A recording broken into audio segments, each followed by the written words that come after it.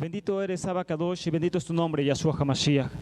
Padre eterno, Yahweh Sebaot, Elohim de toda verdad, Elohim de toda consolación, Elohim de todo poder, Abba. Estamos aquí delante de ti, Abba Kadosh, como pequeños, como hijos tuyos, Abba, pidiéndote a ti, Padre eterno, nuestro Padre, Abinu Malkeinu, que tú, Abba, bendito seas quien alimenta a tu pueblo, a nuestra alma esta noche, bendito Yahshua HaMashiach. Que no nos dejes caer, Padre eterno, sino todo lo contrario, nos levantes cada día más, nos des cada día más entendimiento en tu palabra, Padre, más chokmah, más sabiduría, más binah, más entendimiento, más dag, más conocimiento. Ayúdanos, Abba, a ser perfectos como tú eres perfecto que estás en los Shamaín, a guardar tus mandamientos todos los días de nuestra vida, Padre, hasta el último que tú nos prestes en esta tierra, guardar así tus mandamientos, Padre, y defender, Abba Kadosh, la fe que un día tú diste a través de tu bendita sangre, Abba, a cada uno de tus Kadoshim, a cada uno de tus santos, Padre, que perseveraron también hasta el fin, Padre, hasta el final de sus vidas. Gracias por todo, bendito Yahshua HaMashiach. Te bendecimos, Padre eterno, te exaltamos, Abba Kadosh, y te damos toda rabá, Yahweh bendito, porque solamente tú eres bueno, Abba, y tu compasión es para siempre, Abba. En el nombre grande y poderoso de Yahshua HaMashiach, muchas gracias, Abba Kadosh. Amén.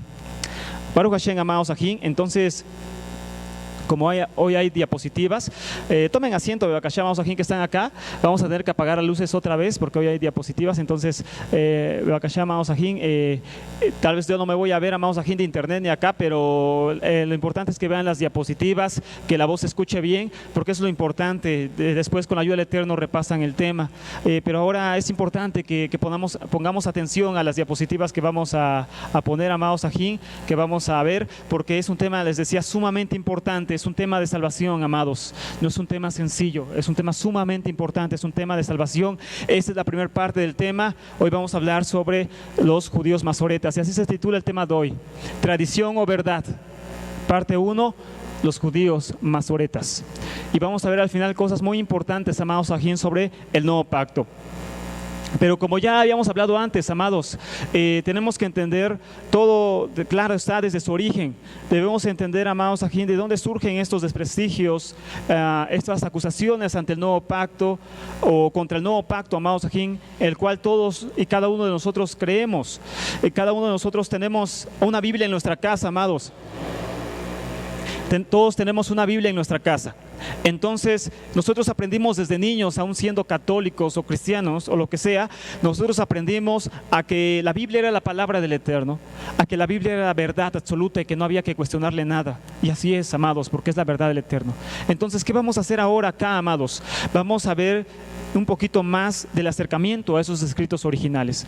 Tenemos que acercarnos más a ver la realidad de las cosas, a no caer, claro está, en sectarismos, a no caer, amados, aquí en dogmas, como ya lo vimos. Un dogma es algo que nos confunde, algo que ciega la verdad. Entonces, la que sigue, Ajot Bebakashá.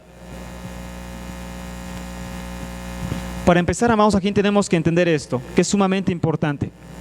Necesitamos ver esto en primer lugar, amados. La tradición tiene el poder de suplantar la verdad. Por eso los temas se llaman tradición o verdad, amados ajín. Porque la tradición tiene el poder de suplantar la verdad. Por eso las religiones, la Iglesia Católica y todo eso, está lleno de tradiciones, está lleno de falacias, está lleno de mentiras. Y esas mentiras, esas falacias, anulan el conocimiento de la verdad. Por eso el tema se llama así, los temas se llamarán así, tradición o verdad. ¿Qué es lo que nosotros creemos en esta vida? Tradiciones o verdad. Porque las tradiciones no solamente están en la Iglesia Católica, las tradiciones no solamente están en el cristianismo. Las tradiciones tristemente también se encuentran dentro de nuestro pueblo judío y tristemente también a veces son contrarias, muy contrarias a la verdad, amados aquí. Entonces decíamos, la tradición tiene el poder de suplantar a la verdad, al conocimiento de la verdad, amados aquí. Y hoy estamos hablando sobre los masoretas. Los masoretas eran judíos que trabajaron entre los siglos 7 y 10 de nuestra era, amados ajín, en las ciudades de Tiberíades y Jerusalén, como sucesores de los escribas, en la responsabilidad de hacer copias fieles de las escrituras sagradas. Entonces estos hombres aparecen, amados ajín, desde el siglo 7 sobre todo, hasta el siglo 10, y son llamados judíos masoretas. Ahorita vamos a ver qué significa masoreta. Pero eran llamados judíos masoretas. Y entonces ellos surgen desde el siglo 7 hasta el siglo 10 con la responsabilidad de hacer copias fieles de la escritura hebrea, del original hebreo. La que sigue, Ajot Bebakashá. El término hebreo masoret significa tradición.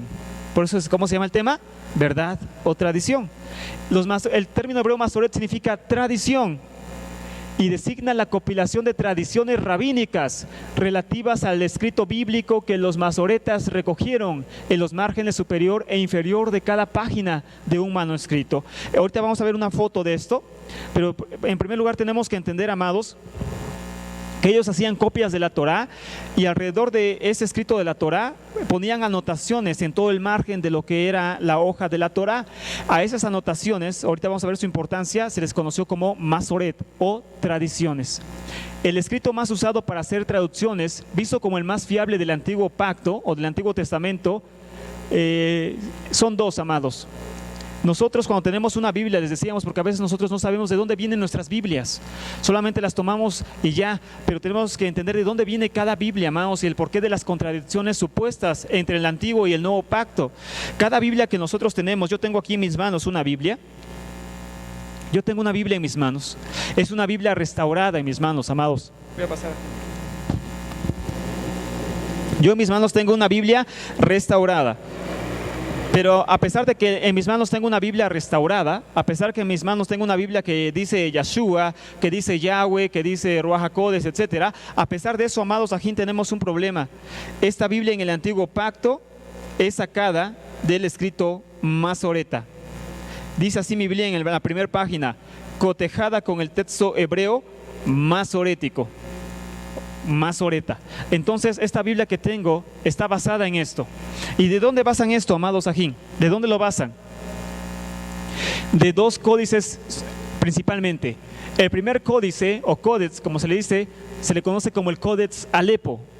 Códice Alepo. Alepo es una ciudad de Siria, donde ahorita está Estado Islámico y tantas guerras y demás. Entonces, Códex Alepo es el primer escrito que usan como original, como el más fiable. Del siglo X, data de hace 1000 años, es del siglo X de hace 1000 años. Es la versión más antigua conocida del escrito masorético de la Biblia hebrea, pero incompleto. Este es el escrito más antiguo que tenemos de los masoretas, el Códex Alepo o Códice Alepo. Es el más antiguo que hay, que data del siglo X, pero sin embargo no está completo. Una parte de él fue quemado, entonces no está completo, no tiene toda la Torah, pues solamente una parte. Este es el más antiguo. Y el único completo y nuevo es el Codex Leningradense. Este es el códice completo más antiguo que existe actualmente en la Tierra. El Codex Leningradense, que data del año 1008, es la versión masorética completa más antigua que se conserva actualmente, amados ajín. A través de esos escritos han traducido prácticamente todas las Biblias del mundo. Toda la Biblia que tú tengas, de cualquier versión, de cualquier religión, de cualquier doctrina que tú tengas, prácticamente ha sido sacada de estos dos, Códex Alepo y Códex Leningradense. Estos son los llamados textus receptus del Antiguo Pacto, el código recibido con el cual ellos hacen las traducciones del, ahorita les voy a enseñar el escrito que usan, el escrito que usan para traducir el Nuevo Pacto, porque hay escritos bases, hay códices bases para traducir el Antiguo Pacto y códices bases para traducir el Nuevo Pacto. En el Antiguo Pacto los códices que usan son Código Alepo y Código Leningradense. Esos son los dos códigos que usan para traducir siempre el Antiguo Pacto. Con todos sus errores y con todos sus aciertos, eso traspasó generación tras generación hasta nuestros días. Código Alepo y Código Leningradense. La que sigue, Ajot Bebakashá. Esta es una foto del código Alepo, del Códex Alepo, o Alepo Códex, como se le conoce. Así eran, amados ajín, hace 1000 años. Todo lo que ustedes ven, amados aquí, ven los cuadros de la Torá, eso es la Torá con vocales. Ellos le pusieron vocales a la Torá, entonces vocalizaron la Torá. Ahorita vamos a ver por qué eso tiene que ver, un mensaje muy importante. Entonces vemos aquí los mensajes de la Torá, vemos cómo está Baruch Hashem, todos los mensajes, la Torá, pero en medio de cada cuadro de Torá hay letras también hebreas. Estas son las correcciones de los escribas. Es lo que leíamos hace rato. Eso lo hicieron los masoretas. Y ahorita vamos a ver para qué lo hicieron. Todas esas letritas, todos esos símbolos son letras hebreas que ellos pusieron al margen de todo lo escrito, de todos los escritos hebreos. A eso se le conoce como la Masoret, como la tradición. Todo eso. Ahorita vamos a ver qué dejaron escrito ahí. ¿Qué significa eso y qué es lo que dejaron escrito ahí? La que sigue, Ajot Bebakashá. Se cambió el texto hebreo primitivo. ¿Qué es lo que ellos hicieron? Bueno, ellos hicieron cosas como esas, amados. Se cambió el texto hebreo primitivo en 134 pasajes a fin de que se leyese Adonai en lugar de Yahweh. Las correcciones que hicieron los escribas, algunas de las correcciones que ellos hicieron fueron estas. Cambiaron el escrito primitivo en 134 pasajes, imagínense. En 134 pasajes de la Biblia quitaron el nombre Yahweh y pusieron Adonai. En otros pasajes se utilizó como sustituto la palabra Elohim, o Dios, como se traduce al español. Entonces, en 134 veces cambiaron el nombre divino Yahweh, lo quitaron del original hebreo y pusieron en su lugar Adonai o Elohim. Esta es una clave para entender por qué muchos dicen que Yahshua no es Elohim, porque en muchos pasajes donde habla de que Yahshua es Elohim en el antiguo pacto, en lugar de poner Yahweh, como en el Salmo 110, pusieron Adonai. Esa es una de las razones por cómo le quitan la divinidad al Mesías. Porque en lugar de que dijera Yod Hei Bat Hei, Yahweh, pusieron Adonai o Elohim, que es diferente. Los masoretas se dieron cuenta de las alteraciones que habían hecho los escribas y las registraron en el margen al final del texto hebreo, lo que ya vimos. Estas notas marginales llegaron a conocerse como la Masoret, la tradición. Doctrina de los rabinos que fija la interpretación de los textos sagrados judíos para conservar su pureza. Eso es la Masoret para ellos, eso es la tradición. La doctrina de los rabinos que fija la interpretación de los escritos sagrados judíos para conservar su pureza. Es la Masoret. A través supuestamente de la tradición ellos van a conservar la santidad de la escritura. La subdivisión en palabras, libros, secciones. ¿Qué tanto hicieron los escribas? Bueno, la subdivisión en palabras, libros, secciones, párrafos, versículos y capítulos citados probablemente en orden cronológico, la definición de la ortografía, pronunciación y musicalidad, la introducción o la definitiva adopción de caracteres cuadrados y las 5 finales, algunos retoques textuales para proteger contra la blasfemia, la enumeración de letras, palabras, versículos y la sustitución de algunas palabras en las lecturas públicas fueron las primeras realizaciones de los masoretas. Todo esto ellos hicieron.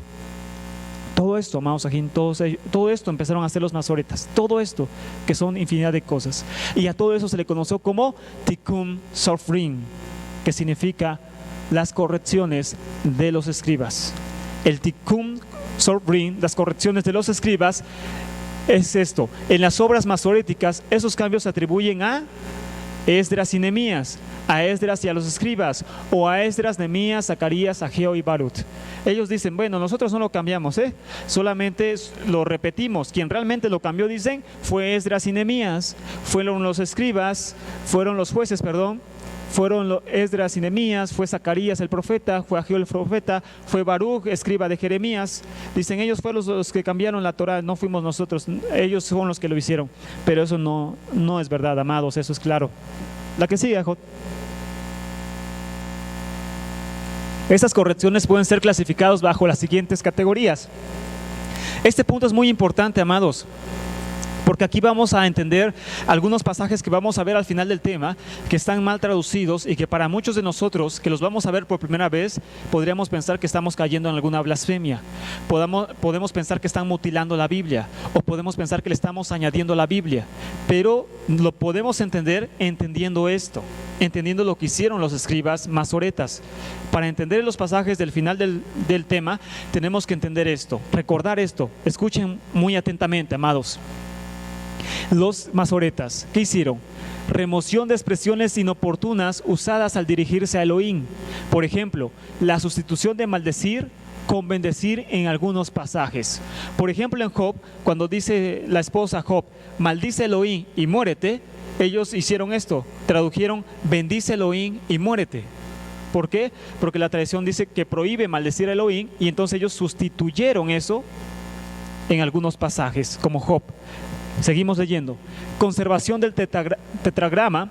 Por ejemplo, la sustitución de Elohim con Yahweh en algunos pasajes, eso ya lo habíamos leído. Evita el uso de nombres de dioses falsos para referirse a Yahweh. Por ejemplo, el cambio de nombre Ishbal a Ishboshet. O sea que cuando como que se refería a Yahweh, un nombre pagano, ellos lo quitaron y dijeron, no, esto está mal, pero la Torah es divina. Y le pusieron algo diferente para que no ligaran a Yahweh con algo del paganismo. Esta fue otra de las correcciones que hicieron los escribas. Quitaron el original y pusieron algo que supuestamente no ligara a Yahweh con nada que ver con el paganismo. La que sigue, Jod. ¿Qué más hicieron? Conservación de la unidad de culto divino en Jerusalén. Recuerden este punto porque vamos a ver una cita al respecto. Conservación de la unidad de culto divino en Jerusalén. Ellos dijeron, y claro está porque está en la Torah, Jerusalén es la ciudad de Elohim, Jerusalén es la ciudad de Dios, es la Shejinah del Eterno está en Jerusalén. Por lo tanto, hay que conservar en la Biblia cualquier cita que respalde eso, y cualquier cita que diga que puede haber otra ciudad donde el Eterno more, hay que cambiarla, hay que quitarla, y ahorita vamos a ver un ejemplo claro en el Antiguo Pacto de eso con originales hebreos, amados. El siguiente punto, cambios de vocal que se realizaron en algunas palabras. Esto también es sumamente importante. Cambiaron letras para que dijera algo diferente. Ahorita vamos a ver un ejemplo, por eso lo subrayé. Es sumamente importante para entender al Mesías esto. De hecho, estos temas solamente tienen un final: saber que Yeshua es el Mesías de Israel. Pase lo que pase, digan lo que digan, Yeshua es el Mesías de Israel. Cambios de vocal que se realizaron en algunas palabras. En algunas palabras cambiaron la vocal. Y para nosotros en español prácticamente no sería problema el decir Biblia que Biblio, pues que tal vez no se oiría tan raro. Pero en hebreo, el cambiar simplemente una vocal cambia el significado completo del pasaje. Y ellos cambiaron vocales, lo vamos a ver enseguida. La cancelación en algunos pasajes del subjuntivo bat, donde algunos lo habían leído erróneamente. O sea que cancelaron la palabra bat. Este también es un punto importante. Bat en hebreo significa y. Shalom u braja, paz y bendiciones. Shalom be gesed, paz y bondad. Entonces la bat, que significa en hebreo y, también fue removida en muchos pasajes. La quitaron. Y eso lo vamos a ver también para negar la divinidad del Mesías. Porque en muchas partes de Isaías, donde dice yo soy Yahweh tu Elohim y no hay otro Dios, en muchos de esos pasajes que usan inclusive hasta los testigos de Jehová, por ejemplo, para decir que no hay otro Dios, esos originales en el hebreo hablan de dos personas. Y la palabra o la letra que usan para que nosotros demostremos que está hablando de dos personas es la bat, amados aquí. Bueno, otro punto importante acá, un punto sumamente importante, amados. Keri y Ketiv. ¿Qué significa esto? Todo esto es la antesala de los pasajes que vamos a ver al final. Keri y Ketiv. Keri y Ketiv significa lo que se lee y lo que está escrito. Parece lo mismo, pero es totalmente diferente. Keri y Ketiv, lo que se lee y lo que está escrito. Lo que se lee y lo que está escrito. El Keri es la técnica ortográfica utilizada para indicar la pronunciación de las palabras en el texto masorético, mientras que Ketiv indica su original forma escrita, tal como se heredó la tradición. En pocas palabras, la Biblia decía amor, pero él dice eso es el Keri, lo que está escrito. Y ellos dicen, no, este es el Ketiv, es lo que se lee. Ahí tú no leas amor, ahí tú lees otra palabra. Entonces la tradición cambió la forma de pronunciar las cosas, o cambiaron realmente la pronunciación y el significado de muchas cosas. Entonces por eso es lo que se lee y lo que está escrito, la verdad y la tradición. ¿Cómo se llama el tema?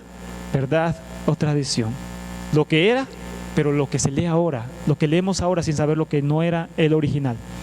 El nuevo pacto está de acuerdo, amados, con la Septuaginta en un 97%, como les había dicho el tema pasado, y con el texto masoreta en solamente un 68%.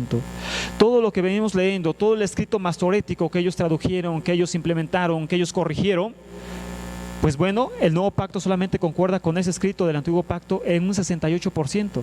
¿Cuál es lo malo? Que todas las Biblias que tenemos están basados en el texto masoreta. Y por eso el nuevo pacto parece contradecir al antiguo pacto. Y el antiguo pacto parece contradecir al nuevo pacto. ¿Por qué hay tantas contradicciones? Porque el nuevo pacto está solamente de acuerdo con el texto masoreta en 68%, perdón. Y con la Septuaginta en un 97%, prácticamente al 100%. en un 97%. Pero ahí viene la siguiente pregunta para nosotros, amados. ¿Qué es la Biblia Septuaginta? La Biblia griega o Septuaginta, versión de los 70, se compuso o tradujo a través de 4 siglos, desde el 3 antes del Mesías hasta el 1 antes del Mesías. Antes del Mesías, antes de que Yeshua viniera a esta tierra, esta versión se empezó a hacer.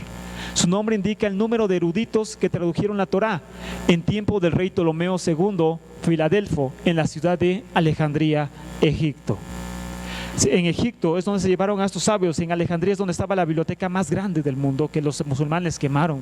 Es terrible, pero el Islam lo quemó.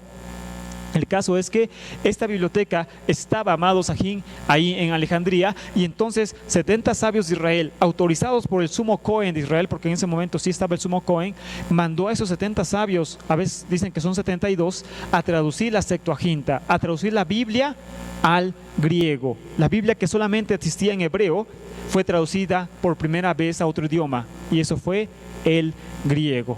Pero vamos a ver la importancia de esta Biblia. Algo muy importante de esta Biblia es esto, amados. Supuso la primera traducción de la Biblia. La Biblia solamente existía en originales hebreos y en ningún otro idioma.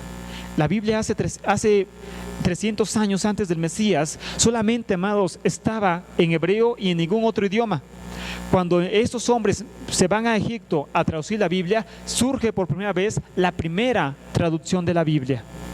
Fue en idioma griego y a la vez, algo muy importante, también importante, la primera interpretación de un texto consonántico hebreo. Las letras hebreas hace 2000 años no tenían vocales. Hace 2300 años no tenían vocales como ahora, que les pusieron vocales los masoretas para que nosotros supiéramos cómo se pronunciaba. Las letras hebreas no tenían vocales. El griego antiguo, moderno y demás, siempre ha tenido vocales. Como el español, tiene vocales. El hebreo no tiene vocales, son puras consonantes, amados. Entonces, ¿qué pasó? Esto hizo una gran diferencia. ¿Debido a qué? Debido a que, amados ajín, esta fue la primera versión con vocales. Y ahí tenemos algo muy importante, una traducción muy cercana, claramente, a cómo se tenía que pronunciar las cosas. Un registro de cómo se pronunciaran las cosas. Y en el griego pasó algo que no pasó en el hebreo. El griego siempre tuvo vocales. En ese tiempo llamado griego koiné, tenía vocales. O arcaico también. Después llegó el koiné en el tiempo de Mashiach y ahora el griego moderno. Pero el caso es que el griego siempre tuvo vocales. Y entonces hace 2000 años tenía vocales, hoy tiene vocales, así que la variación ha sido mínima del griego de hace 2000 años al griego de ahora. El hebreo es diferente, hace 2300 años no tenía vocales, hoy ya las tiene, y entonces ahí encontramos una variante, lo que se lee y lo que está escrito. ¿Recuerda? Era lo que estaba escrito, hoy es lo que se lee, porque ellos le pusieron vocales. ¿Cómo se tenía que pronunciar algo? Ellos decían enseñarlo. Hace medio siglo los tipos textuales bíblicos se reducían a 3, amados. Hace apenas medio siglo los escritos originales de la Biblia solamente se reducían a 3. Y esos 3 eran el texto masorético, la versión Septuaginta y el Pentateuco samaritano en escritura paleo-hebreo, el hebreo antiguo. Solamente hace medio siglo, amados, habían 3 formas de entender la Biblia en sus originales. La primera era el texto masorético, la segunda era la Septuaginta, la versión en griego, y la tercera era la Torá, el Pentateuco samaritano en escritura paleo-hebrea, en hebreo antiguo, en pocas palabras. Esas eran las únicas versiones que nosotros teníamos para comprobar la veracidad de algo. Entonces prácticamente era más difícil. Pero ¿qué pasó después? ¿Qué pasa ahora, amados ajín? La que sigue, Jod. Sin embargo, los descubrimientos de Qumran, del Mar Muerto, a partir de 1948, produjeron una revolución en los textos bíblicos. En Qumran se han encontrado fragmentos de la Biblia griega Septuaginta en las cuevas 4 y 7. Pero lo más sorprendente es que se han encontrado textos de Samuel y algunos de Jeremías que coinciden más con el texto que usaron los traductores griegos que al texto proto-masorético. En pocas palabras, los escritos del Mar Muerto encontrados en Qumran en 1948 empatan más con la Septuaginta que con el escrito masoreta. En el Antiguo Pacto, estamos hablando del Antiguo Pacto. Estos rollos son totalmente calificados de una forma muy erudita, muy buena, y no hay quien se ha atrevido a decir que esos escritos son fraudulentos. Son reales, amados, son de los tiempos de Yeshua, esos escritos de Qumran. Pero esto fue solamente el inicio, amados. Vamos ya a la sustancia. Para poder entender esta parte del tema, tuvimos que entender antes la historia de dónde viene todo esto, de dónde se viene arrastrando todo esto, amados Ajín. Y vamos entonces a la sustancia del tema, y vamos a empezar ya con los temas más fuertes. Este es solamente el primer tema de tradición o verdad. Salmo 22, verso 16, o en algunas versiones hebreas es el verso 17. ¿Qué es lo importante de este salmo, amados? Porque este salmo habla de la crucifixión del Mesías. Es el salmo número 22, amados. De hecho, este salmo empieza con la frase que todos conocemos: Elí, Elí, lama sabactani, Elohim mío, ¿por qué me has abandonado? Este salmo es el que empieza, el que Yeshua recitó en la cruz. Entonces, vamos a ver la crucifixión del Mesías después. Pero este salmo dice esto en hebreo, amados. En cualquier versión hebrea que ustedes tengan en su casa y que puedan conseguir en el mundo, dice esto, porque es la versión más poética. Porque me han rodeado perros. Adad meraim y kefuní, una turba de malhechores me han cercado. Kari yadai beraglai, como león mis manos y mis pies. Y en el español, como no tiene sentido, le dicen: están alrededor de mí, como un león están alrededor de mis manos y mis pies. Algo así lo traducen medio raro. Esta es la versión original hebrea, amados. En cualquier escrito que ustedes puedan encontrar en el mundo, en cualquier original hebreo, si tú sabes leer hebreo, inclusive desde el original hebreo masorético, dice esto mismo. En el Salmo 22, verso 16, les repito, en algunas versiones hebreas es el pasuk 17, dice esto: porque me han rodeado perros, una turba de malhechores me han cercado. Kari yadai beraglai, como león mis manos y mis pies. Amén. ¿Cuál es el punto acá? Al cambiar los masoretas la letra bat, recuerden que esta es una de las cosas que hicieron, cambiar las vocales. En la página anterior vimos eso, cambiaron las vocales. Al cambiar los masoretas la letra bat por la letra yud, aparece la palabra kari, que significa como león, siendo que la palabra correcta tendría que ser karu, que significa traspasaron, horadaron, traspasaron o horadaron. En la versión Septuaginta y los rollos del mar muerto aparece la palabra karu y no kari. En la versión de los rollos del mar muerto y en la Septuaginta, escrita 300 años antes del Mesías, ¿cuál es la palabra que aparece para nuestra sorpresa? Karu, traspasaron u horadaron. Y es por eso que parte de la Torah se lee: porque me han rodeado los perros, una turba de malhechores me han cercado, horadaron mis manos y mis pies. Y esto es hablando claramente de nuestro Mesías Yeshua. Pero en el hebreo no se entiende eso, ¿se entiende? Para nada. En el hebreo no se está entendiendo nada, y es hebreo, pero no se está entendiendo que está hablando de Yeshua. Como león dice mis manos y mis pies, pero no nos dice más allá. Mas sin embargo, en el original hebreo de los rollos del mar muerto, descubiertos antes de medio siglo, o menos de hace medio siglo, y en la Septuaginta dice karu, horadaron mis manos y mis pies. Una profecía muy clara, clarísima, de que Yeshua es el Mesías de Israel. La que sigue, Jod. Salmo 145, verso 13. Repito, por eso leímos todo lo de atrás, amados, toda la historia atrás. Lo puedes checar, la fuente es Wikipedia y otras fuentes, para que ustedes la puedan revisar y no piensen que se está inventando algo. Por esto, porque alguien puede pensar que estamos añadiendo o quitando la Torah cuando no es así. Por eso tuvimos que ver las correcciones que hicieron los escribas y creerlas que fue así, para que nosotros aprendamos que la Biblia fue mal traducida, tristemente, amados, tanto en el Nuevo como en el Antiguo Pacto, porque también vamos a ver errores que hay en el Nuevo Pacto. Y ahorita voy a hablar al final de eso. Pero bueno, Salmo 145, verso 13 dice: este salmo sigue el orden Aleph-Bet, o sea, del alefato o alfabeto hebreo, para que se entienda, pero donde debiera aparecer el pasaje correspondiente a la letra Nun, falta. O sea que viene aquí a este salmo, el Salmo 145 empieza a describir todas las letras hebreas, todo el Aleph-Bet hebreo, todo el alefato hebreo, Aleph-Bet, Gimel, Dalet, todo el alefato hebreo. Y cada letra empieza con un pasaje, así, cada una. Y entonces, cuando debería de aparecer la letra Nun, para nosotros es como la N, falta, no está en tu Biblia ni en ninguna Biblia que tú puedas conseguir en el mundo. bueno, prácticamente ninguna. La versión Septuaginta y los rollos del Mar Muerto sí la contienen. Dos versiones nuevamente. La Septuaginta y los rollos del Mar Muerto sí contienen ese pasaje que no aparece en nuestras Biblias. Y dice así, amados: Lamed, para dar a conocer sus poderosos actos entre los hombres y la majestuosa gloria de su reinado. Es el pasuk más o menos 11 o 12 para nosotros. Men, tu reino es un reino eterno, tu dominio por todas las generaciones. Y hasta ahí aparece en nuestra Biblia. Y de ahí se salta hasta Yahweh sostiene a todos los que caen y endereza a todos los que están encorvados. Y en hebreo es la letra Samech. Y así se sigue hasta terminar. Pero falta la Nun. Y esta sí aparece en los rollos del Mar Muerto y en la Septuaginta. Y dice: Yahweh es fiel en sus palabras y santo en todas sus obras. Nun. Yahweh es fiel en sus palabras y santo en todas sus obras. Samech, Yahweh sostiene a todos los que caen y endereza a todos los que están encorvados. Ain, los ojos de todos están esperando en ti. Tú les das su comida en el tiempo correcto. Este es el original, amados. En la versión masorética no aparece la letra Nun. Nunca aparece esta letra. Y estos temas tienen un propósito, amados, que tenemos que estudiar la Torah.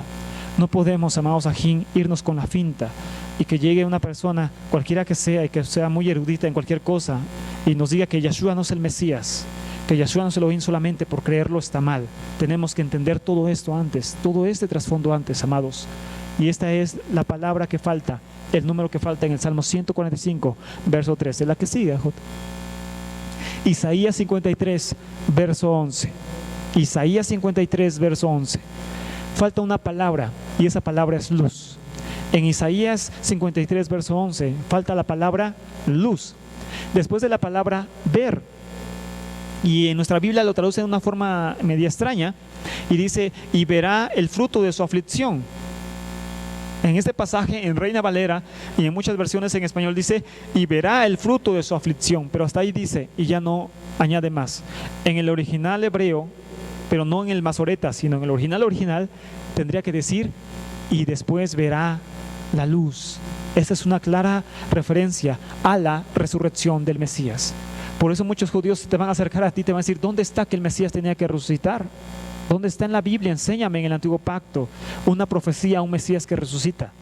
¿Dónde está un Mesías resucitado? Y nos toman de sorpresa y no sabemos qué responder. Dicen: ya ves, crees en mentiras, crees en falacias, crees en un muerto. Mashiach está muerto, tu Mesías está muerto. Pero no entienden que el escrito masoreta le mutiló la palabra luz. Y entonces en el original hebreo dice: y verá la luz y resucitará. Porque la Biblia está escrita en niveles de interpretación, como ya lo vimos. No dice y resucitará claramente, pero ver la luz es una clara referencia a vivir, a ver la verdad, a ver la Torah. O sea, cosas como esas tienen niveles de interpretación la Biblia. Y entonces ahí está hablando. El Salmo 53 es el salmo que más habla sobre el Mesías de Israel. Perdón, el pasaje que más habla en Isaías 53. Y Mashiach verá la luz y el Mesías resucitará. En la palabra es una clara referencia a la resurrección del Mesías, y la versión Septuaginta de los rollos del Mar Muerto sí aparece. Otra cosa también muy fuerte, amados. Este es solamente ejemplos muy prácticos, muy a la mano, pero vamos a ver otro ejemplo. Jeremías 10, versos 6 y verso 7. Jeremías 10, versos 6 y verso 7. ¿Qué pasó con esos versos? Fueron añadidos. Y lo vamos a demostrar de una forma muy práctica. Vamos a empezar a leer, amados ajín, si quieres tú en tu lugar, desde Jeremías 10:3. Y nos vamos a saltar Jeremías 6 y Jeremías 7. No los vamos a leer ahorita. Los vamos a empezar a leer, pero sin leer Jeremías 6, versos 6 y verso 7. Y vamos a ver si la Biblia tiene sentido. Vamos a ver si la narración que viene de Jeremías diciendo pierde sentido o lo confirma. Vamos a ver, amados. Y leemos, dice Jeremías 10:3. Nos vamos a saltar el 6 y el 7. Dice: porque las costumbres de los pueblos son vanidad, porque el leño del bosque cortaron, obra de manos de artífice con buril. Con plata y oro lo adornan, con clavos y martillo lo afirman para que no se mueva. La que sigue, Jod.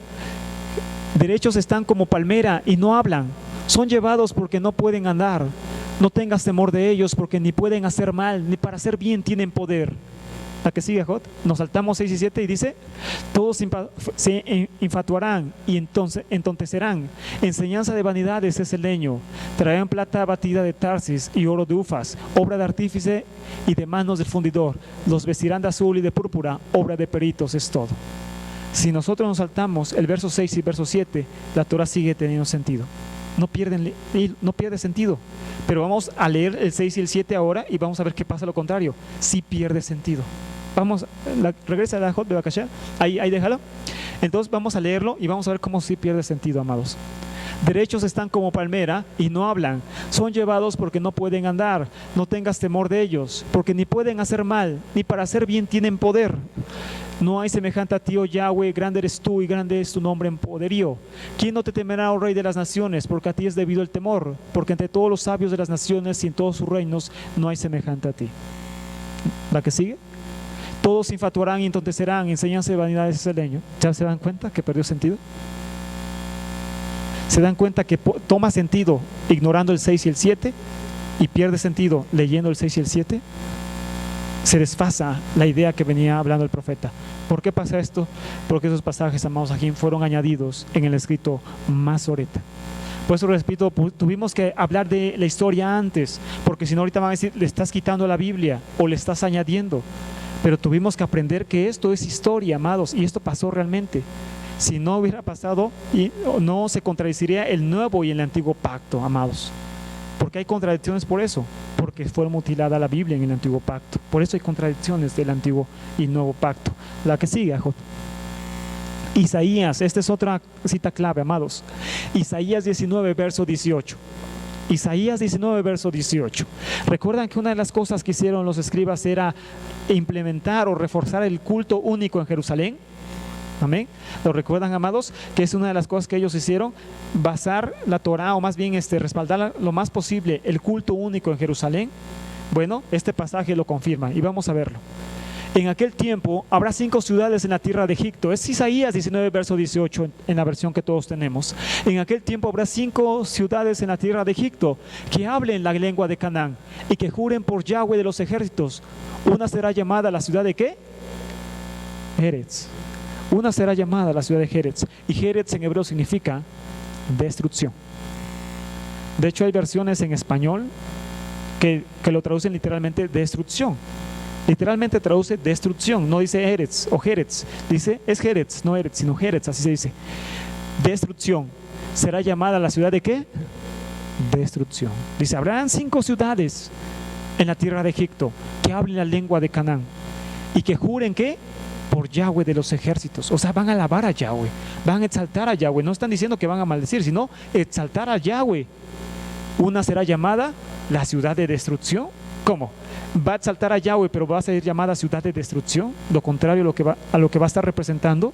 Es como si nosotros estuviéramos adorando a Yahweh aquí en México, Tehuacán, Puebla, México, y entonces de repente nosotros nos vamos a llamar ciudad de perdición. Pues Elohim nos libre, ¿verdad? No tiene sentido, amados. ¿Qué dice Septuaginta y qué dice la versión del rollo del Mar Muerto? Ciudad de rectitud. Una será llamada la ciudad de rectitud, no de destrucción, amados. ¿Por qué pasa esto? Porque una de las cosas que hicieron los masoretas, ¿cuál era? ¿Lo recuerdan? Quitar el culto en otras ciudades e implementarlo solamente en Jerusalén. Avalar a toda costa que el culto es solamente en Jerusalén y en ninguna ciudad más en el mundo. Pero no es porque realmente la gente quería que nosotros fuéramos a Jerusalén. Es que en Jerusalén y sobre todo en Tiberíades, donde ellos estuvieron poquito después, es donde se escribió el Talmud, la Mishnah, es donde se escribieron los Midrashim, es donde se implementó la autoridad rabínica, el calendario de Gilel II. Y entonces por eso dice, pues es que tenemos que comprobar que aquí está la autoridad, o de lo contrario no nos van a creer que en Jerusalén está la autoridad del rabinato, y entonces la gente no se va a someter a nosotros. La que siga, Jot. Me parece que esta es la última. Otra cita importante, amados. Devarim 32, verso 8. Deuteronomio 32, verso 8. Me parece que esta es la última cita. Cuando el Altísimo hizo heredar a las naciones, cuando hizo dividir a los hijos de los hombres, estableció los límites de los pueblos. ¿Según qué? el número de los hijos de Israel. Así dice la versión que todos tenemos, según el número de los hijos de Israel.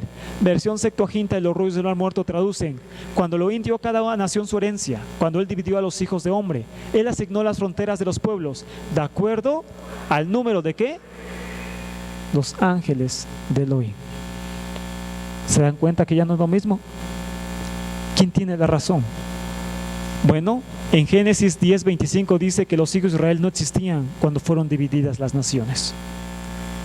Entonces, claramente, quien tiene la razón aquí es Septuaginta y rollos del mar muerto, quien traducen: los pueblos fueron divididos de acuerdo al número de los ángeles de los malachim de Elohim, no de los hijos de Israel. Los hijos de Israel no existían cuando las naciones fueron divididas.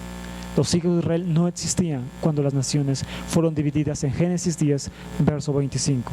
Y la Biblia Septuaginta, 300 años antes del Mesías, y rollos del mar muerto de los días del Mesías, dicen conforme a los ángeles de Elohim, no conforme a los hijos de Israel. ¿Se dan cuenta, amados ajín, que todo es un choque ideológico en todo lo que a veces pensamos? Pero es que la verdad muchas veces es que anulada. ¿Por qué? Por la tradición. ¿Verdad o tradición? Esa es la última, ¿verdad, Jod? Amén, ajín. No quise hacerlo largo debido a que hay muchas citas. Todavía vamos a estudiar bastantes temas, amados ajín, al respecto. Esto es solamente la introducción a los temas de tradición y verdad. Pero amados ajín, no dejen de conectarse, amados ajín de internet, y amados ajín, no falten. Bebakashá, vamos a estar estudiando los temas de tradición y verdad, de la autenticidad del Brit Hadashah, amados ajín, y vamos a ver cosas hermosísimas, cosas que nos van a tirar de la silla, créame, y vamos a amar más a nuestro Mesías. Vamos a comprobar que Él es el Mesías de Israel y que no hay nadie más fuera de la tierra, amados ajín, más que Él. Bueno, amados ajín, vamos a hacer una oración.